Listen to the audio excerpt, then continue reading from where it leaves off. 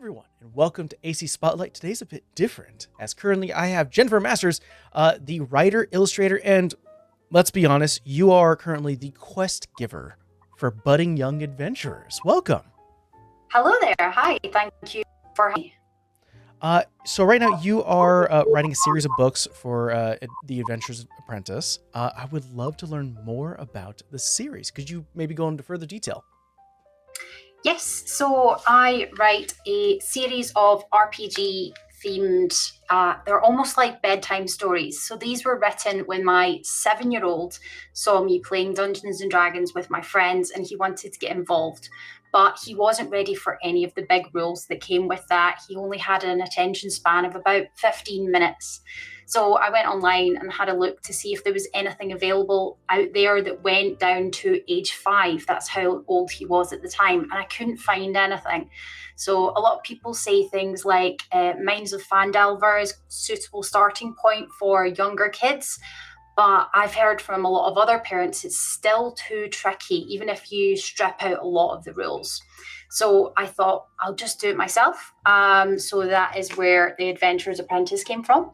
So they are only 24 pages long each. They take about 15-20 minutes to do a playthrough, and you only need a D6 to play. So it strips away everything that might be considered complicated. Even when you get to book 3 in the series, we mix it up a little bit and you might want to use a pen and paper as well as a D6, but that's about as complicated as it gets. So each book follows along the character of the apprentice who's training to be a great adventurer one day. And each book is a standalone quest. So you can either read them in order and get a bit of a story arc, or you can just pick out one depending on what your child is into. That's incredible. When it comes down to, obviously the sort of the birth of this idea came from your own child, watching you play D&D. I would love to learn more about that. Do you mind divulging further into what's your TTRPG history? Like, how long have you been playing? Oh, not very long at all. So I'm only really on my second campaign. So we did Mines of Phandelver at the time, which is what he saw. And now my per DM is dragging us through Curse of Strahd. And Classic. I was dead 3 times just in the tutorial, like the horror house at the start. So I am terrible. I'm really, really bad at making any sort of logical decision. But I would definitely still consider myself to be not any sort of expert at Dungeons and Dragons. My expertise, I'm originally a science communicator. So if you know people like Hank Green, he's a science communicator. So I'm a person that does that. I take complex subjects and I make them child friendly. That's my background. So I used to be a teacher for a while and things like that. And I also worked in things like science museums. So I can basically take any sort of topic and make it either family friendly or child friendly. What drew you? Because obviously this is your second campaign, and kind of running to that. What kind of drew you towards Dungeons and Dragons in the first place? I guess my friends that wanted to play. So I had one person in my friend group who had been playing for a while, and I have a friend group that is currently all ladies or ladies. And we just wanted to all learn to play together. So we just gave it a go. So I had played once or twice back in university, hadn't really had the opportunity to do it since then. So it's something that I do. There's other people in the group that are also parents. So you can imagine scheduling is an absolute nightmare. But we sort of make it work with some of us being there in real life and some of us being there online. So was it, when it came to the Adventurer's Apprentice, was it sort of like a meeting of the minds of, obviously your little human was very interested in watching you play. You've been able to sort of enjoy the game so far. Was there like a moment you sat back and you, with your education in mind, you were like, you know what, this could be a benefit to younger, to like the younger crowd? So my initial decision to actually write a book, because I have no experience with writing books previous to this, it's more sort of educational resources that I've made. I actually had to leave my job at the science centre that I was working at because of issues with childcare and the kids always being ill. So I'd have to take off work anyway to look after them. So I became a stay-at-home parent. So I thought I need something that's going to keep my brain busy, where I'm going to be able to keep learning new skills. So I thought book publishing, that'll do. So I do all of my own illustrations and things like that as well, which isn't something that I have a background in. So fortunately, no one's told me that my drawing skills are horrendous. They're not. They're absolutely great. I think they're very inviting for kids. 100%. So yeah, at the minute, it's mostly a solo project. I have playtesters and I have people that do like my text editing and things like that for me. But the actual creation of the book is just me, and it is a lot of an excuse to learn new skills to sort of keep my mind fresh. When it comes to sort of the takeaway on a lot of the Adventurous Apprentice books, is there something like educational you want young readers and players to walk away with? Absolutely. So there's lots of skill building that can be found within tabletop role-playing games. So the ones that jump to mind first would be things like communication, problem solving, using your imagination. And those are things that you would do within any tabletop role-playing game.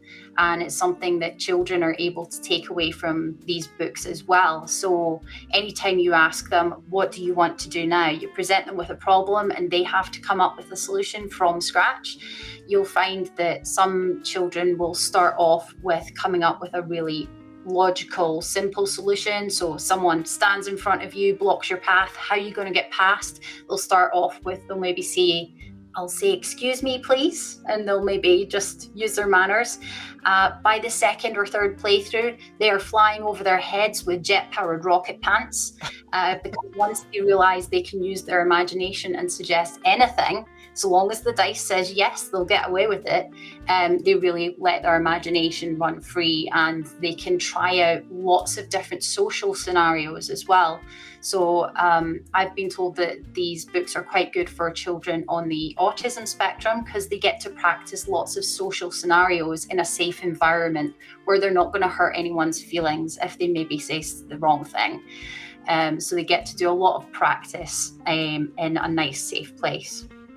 So there's lots of skills that kids can work on within a TTRPG game, and this just simplifies it down to you only need to understand numbers up to 6. So you don't even have to be able to read to be able to play these books. So long as you've got a confident reader to read it to you, so long as you know your numbers up to 6, you're good to go.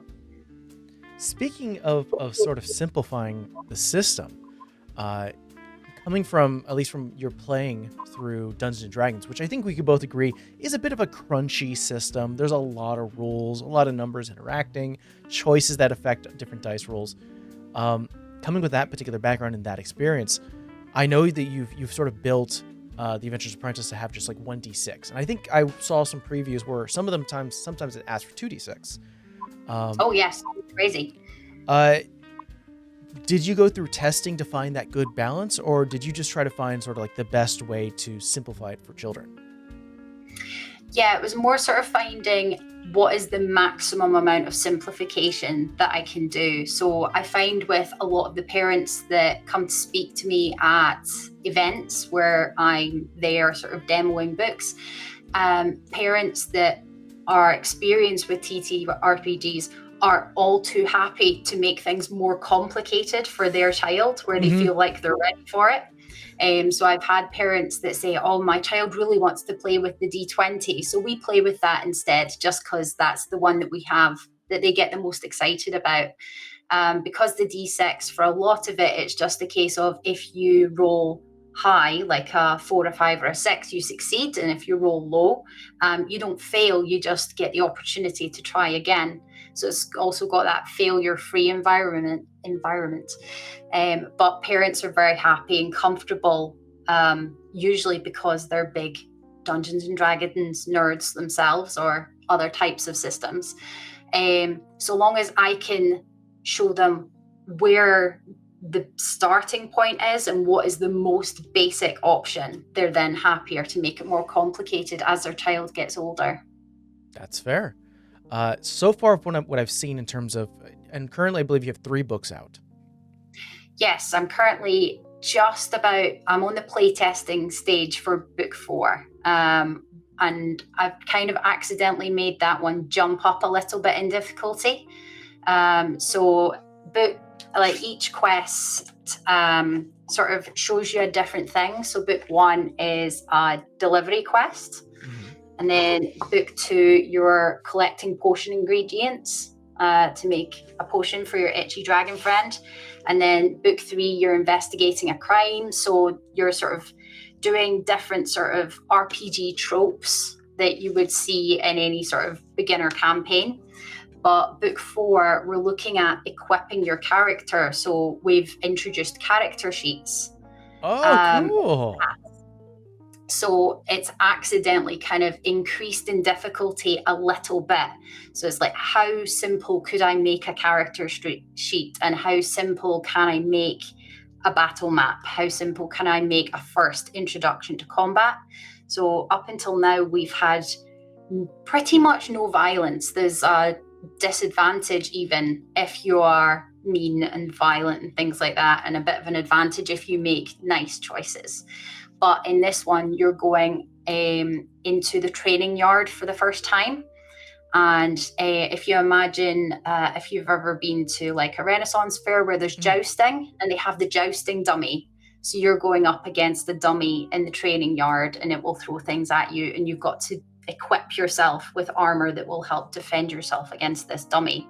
So it's sort of increasing in difficulty in that you have to be able to do a little bit of maths to either work out whether did the dummy hit you, sort of working out your sort of armor class and things like that, or working out what amount of health did I just lose. So it is a little bit of a jump in difficulty, which I think some of my previous readers will definitely notice, but it's still very, very simple. That's great. I think it speaks volumes to the TTRPG community, who very much is we're all math crunchers. We love kind of that nitty gritty, but introducing that slowly to younger players, I think is very well needed. And in terms of the stories you've told so far, I know that, like you mentioned before, there's, a mysterious egg. There's, your sick or itchy dragon and the unicorn as well. Are there any other mythological beasts we can probably expect, or maybe just inspire you that you want to have in future books? Yes, I can show you a couple. So we have, this one's a popular one. We have the griffin. Yes. So I did once have a customer ask me which book is most suitable for vegans. So it was this one. Although you are practicing your animal handling, you've got to be nice to the griffin and the griffin chick. I was going to say, is there any other good animals in here? Not so sure. We do have a giant owl in book 4. There you go. Yeah, very, very synonymous with like D&D and fantasy life and fantasy worlds. Yeah, got this sort of tiefling style character with his goat horn, who's based on my favorite Baldur's Gate 3 character. Is that supposed to be Karlach? It would be, yes. Oh, that's so great. I saw the red hair. That's great. Oh my god, look at that. Parent unicorns as well. So I had a lot of people making an assumption that book 2 with the dragon is like, oh, dragons are for boys. So I had a lot of people saying, it's like, can we have a book with unicorns? And I'm like, well, who am I to argue? We'll have a book with unicorns. So everything's very, very like ungendered, gender neutral in the books. But who am I to argue if everyone wants a unicorn if there's a dragon? Yeah, it seems like a lot of the creatures you've chosen, or at least the inspiration, definitely comes from like a Dungeons and Dragons kind of experience with kind of these universal creatures, which I think is great. Yeah. Something that I'm curious about, and I did some some searching, and correct me if I'm wrong, because again, internet may lead me down the wrong path. But if I remember correctly, you are in Scotland, correct? Yes, I am. Uh, is there any influence or any kind of like push or maybe lean that maybe future books may have, like Scottish mythological creatures like kelpies, silkies, and things of the such? It's not something that I've thought of particularly in doing on purpose, but it might be something that there might be influence there accidentally. So in book 4, for example, my blacksmith character wears a kilt. Oh. I'm not sure how safe it is for a blacksmith to be working in a forge wearing a kilt, but there we are. It's fantasy. Sometimes, you can always say that the character's so versed in blacksmithing that nothing really bothers them. There's always ways to storytell it. Yeah, they're fireproof. Exactly. Yeah. At this point, they're fireproof. Incredible. So you already mentioned that these games usually go on for about 15 minutes. Is there like replay value? Is there something where you can like play it once and then play it again? Yes. So they're pretty much infinitely replayable. What is your 3-year-old's current favorite book? We come from a spooky household where one of his favorite toys and dolls are a skeleton that we got from a Halloween shop. Literally just a decorative skeleton that he absolutely loves. He has a book that is about witches. So he loves witches. There's a witch named Hazel book that we have that he loves talking about. He has a sea monsters book that talks about krakens and the Loch Ness Monster and all these other books are sea creatures that he loves. So anything that's kind of spooky and mythologic. He watches me play D&D, so he does really see the storytelling and got influenced because of it. Yeah, and I bet you've read those books at least 100 times each. Oh my goodness, yes. You could do them off by heart. 100%. So one of the fantastic things about kids is that they love repetition and they learn through a repetition. What is less good is when the parents are driven daft by reading the same book over and over again. So what you find that this would instantly have replay value for the kids because they would love to replay any book over and over again. But what you'll find with this being an RPG and you're presenting them with a problem on each page is that the dice rolls that were successful last time might not be as successful this time. So you have to think of a new way to solve each problem each time you play the book. And in books 1 and 2, as a sort of method of leveling up, when you start off each book, you roll the dice at the start, and within this bag, there's an item that you take with you on your journey, and that mixes it up because the item will give you an advantage on a certain page of the book.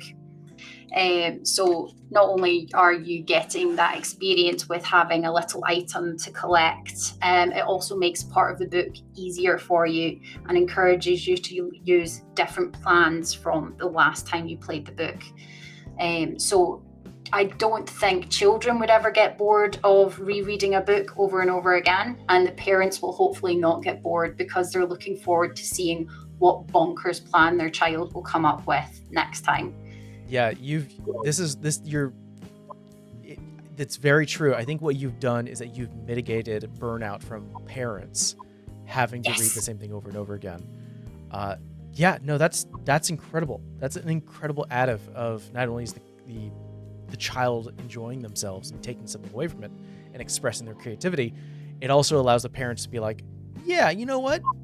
Instead, this emotion comes out because of the failed roll, or you've kind of broke the bridge, or whatever a problem may come across, and introducing new problems. Definitely as a GM, it allows me to sort of be as creative as possible. You've given us sort of a system and a path to do so, which is really fun. You mentioned before that a lot of your books kind of center around a trope. There's sort of the mystery. There is sort of a fetch quest. Are there any other tropes that you wish to implement in future books? Yes. So book 5. So this series is going to be a 5-part series. So the main age range for the Adventurer's Apprentice series, sort of series 1, I would say is age 4 to age 8. Once they're getting towards age 8, you find they start to turn the tables on you, and they want to be the reader. They want that DM role, and then you're going to be the apprentice. And oh my goodness, children make the most ruthless DMs in the whole world. They can be so mean. I've never experienced that. Now I'm nervous. They can be very ruthless. So when you've got the 5th book in the series, I have a title, but it doesn't necessarily have a fleshed out story yet, even though it has to be published very, very soon, because I've got a big event coming up in May, and I wanted to have all 5 books available by May. So that doesn't give me long. But the title of book 5 is going to be called The Big Bad. Oh, very cool. Oh, I love that. It's like, it couldn't be called anything else. So that's going to be the sort of an experience of having a big threat to deal with. So it only has a title so far. The rest of the story is still kind of working itself out. Amazing. Yeah. Having it as the big bad. You're essentially with this apprentice that you're kind of allowing the players to play as, these, the kids to play as, is you're kind of introducing probably another trope, which is like a story arc, full on from the beginning of sort of finally getting your, being apprentice, learning the skills, and then finally applying them towards the big bad. That's such a clever use and usage of TTRPGs and sort of the tropes that we have to experience all the time. Amazing. Is there anything that you is there any like secret Easter eggs or something that you've put into the book? You're like, that's like the Karlach thing. I think is a very clever nod towards established D&D lore. Is there anything else that you've kind of put in there as a slight little nod or Easter egg towards other, staples of TTRPGs? So one of them, I don't know how well this page will show on the camera. So you've got these 3 kids here. So they turn up in book 1. They want to steal the egg that you're trying to deliver and have it for their lunch as an omelette. So they're kind of mean, they're hungry, their clothes are all ripped, they're very thin and dirty. So in book 1, you're kind of dealing with them as bullies. But by the time you get to book 3, so they appear in every book, but by the time you find them in book 3, you see them again. They are a bit less thin, they're a bit more happy to see you. And by book 4, they're actually your adventuring party. So it's kind of enemies to friends arc. Pick up one book at a time. You can take any book out of order and read that one first, and you'll not miss anything. But if you read them in order, you'll see them going from these kids being in a really bad situation to you sort of making friends and like getting them fed at the Adventurer's Keep. And then eventually in book 4, where you're practicing equipping people, that's how you see all the different stats. So you'll see like the humans are a little bit bigger and stronger than the goblin, for example. So you'll see the different stats coming from the different characters, and you see the strengths and weaknesses that you then have to account for when you are choosing your equipment. So they become your adventuring party, and then when you go towards the big bad, then you're going to have a team to sort of have to rely on whilst you're going up against the big bad. Enemies to friends is also a wonderful trope. Yes. I think that's incredible. It also teaches kids, like, sometimes you don't know what people are going through, or maybe treat a little bit with kindness, whatever situation. Yes. And it can result in a party. That's so cool. Well, Jennifer, I think we're going to go ahead and call it there, but I'm so wonderful for you for joining with me today. And sharing more about The Adventurous Apprentice. If you don't mind, could you please tell people where they can find your work, as well as where to get their own copy? Yes, so you can find a lot of information on adventurersapprentice.com. You can also find my books at, the world's biggest bookstore, Amazon. And if you don't want to shop there, there is some other options on the website as well. And also, if you look up The Adventurer's Apprentice on any of the social medias, I will pop up straight away and you'll see the little apprentice face as the logo. Incredible. Well, thank you again. And for everyone else at home, we'll see you guys next time. Thank Bye. you very much. Thank you.